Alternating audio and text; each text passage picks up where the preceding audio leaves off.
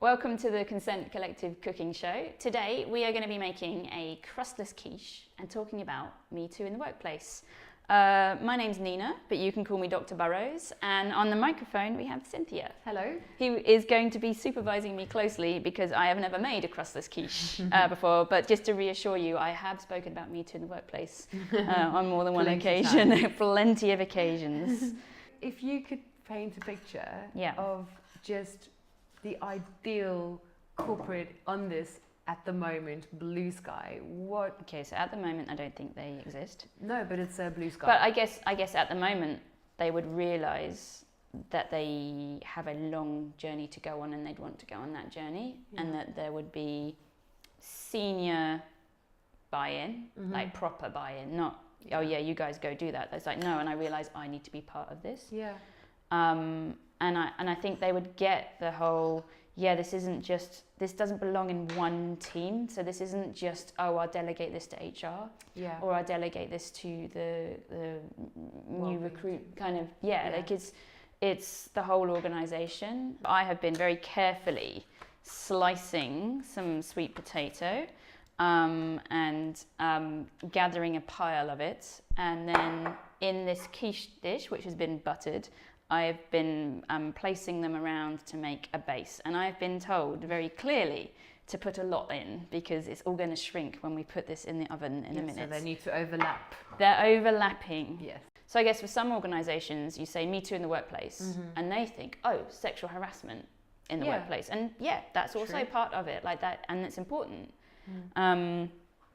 And then I guess a lot of organisations, they seem to go through a process of, okay, sexual harassment, that's not good, send that to HR, and like it belongs there, and like look at the reporting processes around that, and probably policies and things. Yeah. And all of those things are important. It's definitely part of the work. I'm going to place this in the oven at 190 for 15 minutes. I knew that.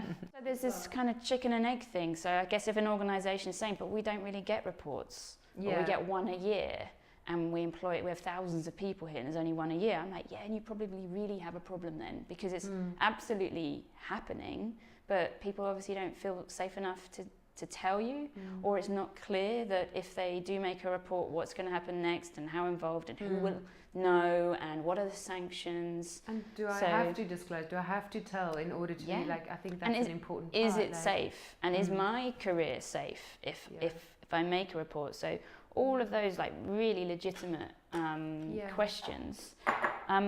This dish is very good if you have random vegetables left in your fridge and you're wondering how to use them up. So today we are going to make our quiche with some spring onion, some broccoli, some asparagus and goat cheese. Very good. And maybe some smoked salmon as well. Salmon would be lovely. So I'm just going to wash and chop whilst this is in the oven for another 14 minutes. The future of work, like the future of talent within your sector or your organisation, like that's the piece that it gets me especially.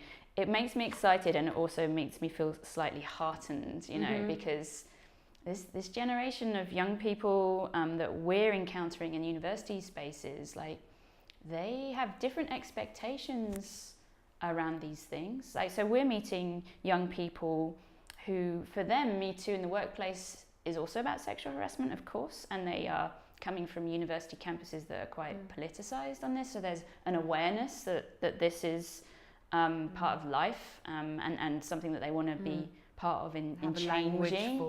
Have a language, and also, but they want change. They want to be part of change. But it isn't just that. It's also, people come with their histories, and if you've ever seen the statistics, and on our website we have a page, and it has a calculator on it. And on the calculator, you can put in the size of your population and the gender ratio. And then the calculator will spew out all of this data saying, well, basically within a population of that size, with that gender ratio, statistically speaking, we would anticipate that this many people experienced, grew up in violent homes, and this many people have experienced domestic abuse and sexual abuse in childhood and all of these things. So meeting these young people who are phoning at the moment, universities saying, look, I want to come to your university. Yeah. I was sexually abused in childhood. I'm going to need I want to know what the support you've got for me, because for my well-being, because I don't want to have to drop out. I think I could do really well, but I think I'm going to need some extra support. So what have you got for me? Because I want to come to your university and flourish, not come to your university and not get the grade I'm capable of, or have to drop out because there's no support for me. Yeah. And I think that's a really good sign of like what is coming your way. So this whole Me Too movement, like whether you want to look at it as more of a stick thing, as in there is regulation coming your way, like financial services industry, the Financial Conduct Authority is making sure that sexual harassment is all part of that regulatory, the compliance around that, which is super interesting. And so then, there's kind of that necessity. There's like do the right thing, and there's also actually going forward, if you want to attract and retain talent, this is going to be one of the areas where people are asking questions. Because I think there could be this assumption that, like what Nina's talking about is, like some really very damaged people, and they're probably like the quiet ones, and it's like, no, not at all. Like this is definitely a conversation about your top talent. It's like, and I think especially if we're talking about people who've experienced adversity in childhood, because, a not uncommon response to something like that is to try and find, one area of your life where you can thrive and succeed and be seen to be doing well, and you just, in a way, almost kind of escape from the other stuff. Yeah. And so throwing yourselves into your art, your sport, your studies. One of the things that also gives me great hope is like when you work in this sector and you know the numbers and you kind of understand the space a bit, you of course realise that there are so many people out there that have had these kinds of experiences, and they are everywhere. They are in every sector. They are at every level within every organisation. So some of them are the CEOs. Yeah. Some of them are the very, very senior people. And I'm sure for many people who are in that position right now, it doesn't quite feel safe, or you may not want to make this your mission.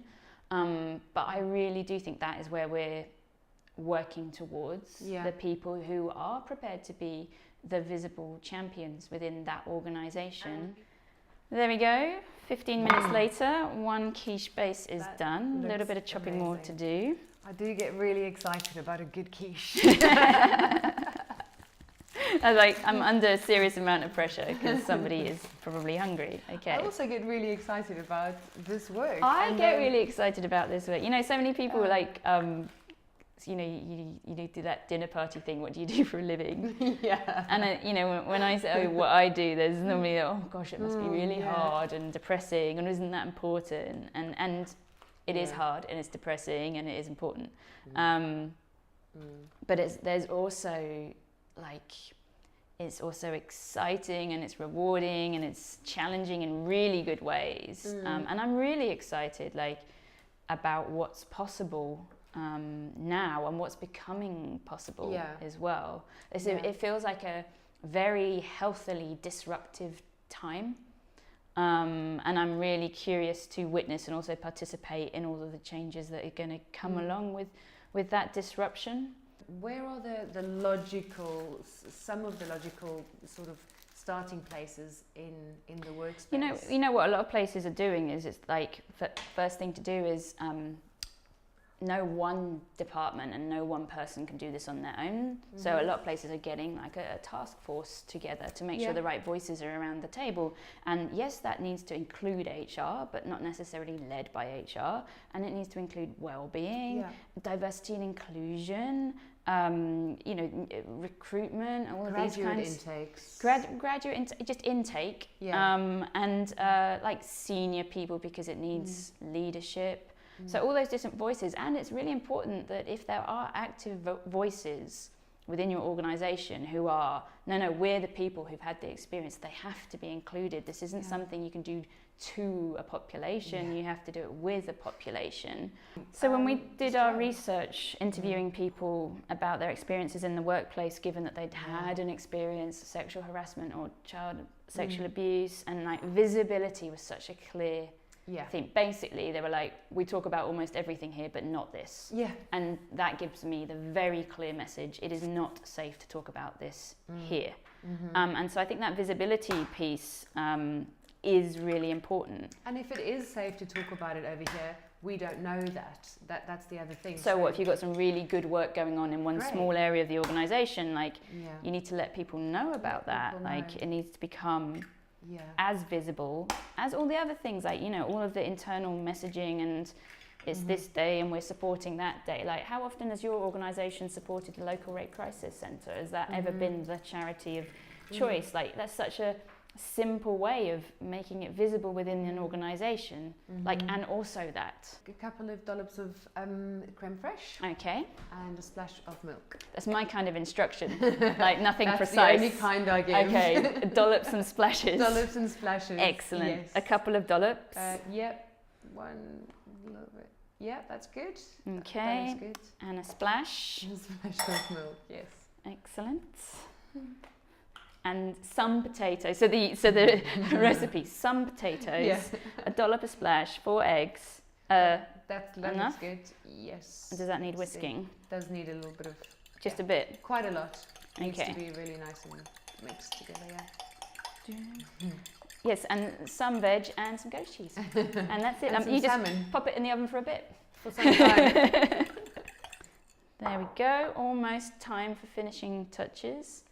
And actually, so that's one of the things, you know, the area that really excites me, but sometimes I think people see it as like, oh, that's a finishing touch, we'll do that later, is the prevention piece. It's the starting point, surely. Yeah, it should be. Like, it should be, like, the success isn't, oh, when people get sexually harassed here, we have a lovely reporting process. We do that and really an investigation, and we will support them. Like, Yeah. that's not success. Is people are less likely to get sexually harassed here because we have done so much about prevention, and we have an organisational culture, and people know how to be an active bystander in that. Like, we have managers, a language around this in our community. We talk about this. We've developed a way of being able to give people, like, you know, feedback about their behaviour in a way that they can hear and we feel safe with. Like, that's where, like, those are the organisations that really excite me. Okay, it's looking good. We've got the egg mix in there, some smoked salmon, all the veg, goat's cheese on top, in the oven, 190. In it goes. For 20 minutes. 20 minutes, yeah. Great. Well done. There we go, 20 minutes later. Not my first conversation on Me Too in the workplace, but that is my first quiche.